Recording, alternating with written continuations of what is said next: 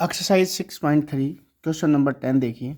C D and G H are respectively the bisector of angle A C B and E G F.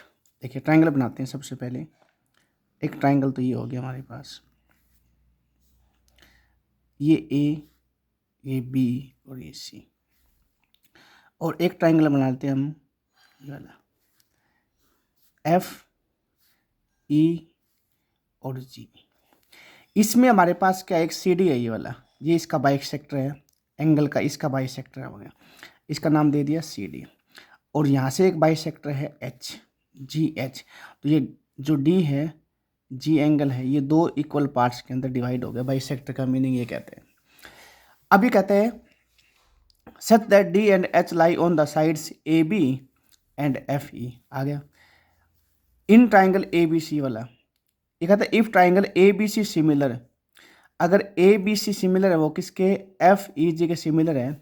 ये given दे रखे है आपका, given triangle A B C similar triangle F E और जी।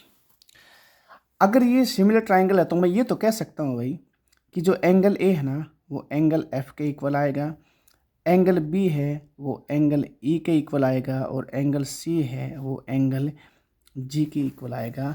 इनको भी मैं कह सकता हूँ ये आपके पास गिवन है। ठीक है, अब मेरे को क्या करना है, अगर ये ट्राइंगल सिमिलर है, ये वाली ये बड़ी ट्राइंगल इसके सिमिलर हैं, तो आपको ये रेशियो प्रूव करवाने हैं। एक तो सी डी अपॉन में जी एच और ए सी अपॉन में एफ जी। अब ये रेशियो प्रूव करवाने के लिए सबसे पहले मैं क्या करूँ, मुझे ट्राइंगल पता होना चाहिए भाई, मैं कौन सी ट्राइंगल लूँ कि जब इनको सिमिलर प्रूव करवाऊँ तो ये कोरस्पॉन्डिंग रेशियो बन जाए। ठीक है, तो मैं क्या करूँगा, इसका उल्टा सोच के चलता हूँ। ये जो रेशियो दे रखे हैं नीचे ट्राइंगल बना लो। जैसे देखो इसमें सी और सी तो कॉमन है, इसको छोड़ देंगे। इसमें जी और जी कॉमन है तो इसको एक बार ले लो। देखो इसमें तो ट्राइंगल ले लो सी डी ए, और नीचे वाले में आ जाएगा जी एच एफ। एक छोटा सा तरीका है इसका, सी डी ए ट्राइंगल ऊपर से बना लो और जी एच एफ इसमें नीचे से बना लेंगे। इसमें जी और जी दो बार लिख रखा था, इसको एक बार काउंट कर लेंगे। तो इन्हीं ट्राइंगल को लेकर चलता हूँ। In triangle C D A and triangle G H और एफ। देखो सी डी ए कौन सी है, ये सी डी, और ये एक तो छोटे वाली ये है, एक हमारे पास कौन सा जी एच एफ, जी एच और एफ ये वाली। अब देखो इसमें ए और एफ है ना, एंगल ए और एंगल एफ है, ये तो आपका गिवन है, ये सिमिलर दे रखी थी तो ए और एफ तो गिवन होगा। अच्छा उस प्रकार के हमारे पास ये जो सी है ना, ये सी और जी के बराबर है, सी और जी बराबर है, एंगल सी और एंगल जी ये आपका गिवन है। लेकिन इसमें तो सी का आधा पार्ट आया है और इसमें जी का आधा पार्ट आया है, तो मैं क्या करूँगा, इन दोनों एंगल को आप दो से डिवाइड करवा लो।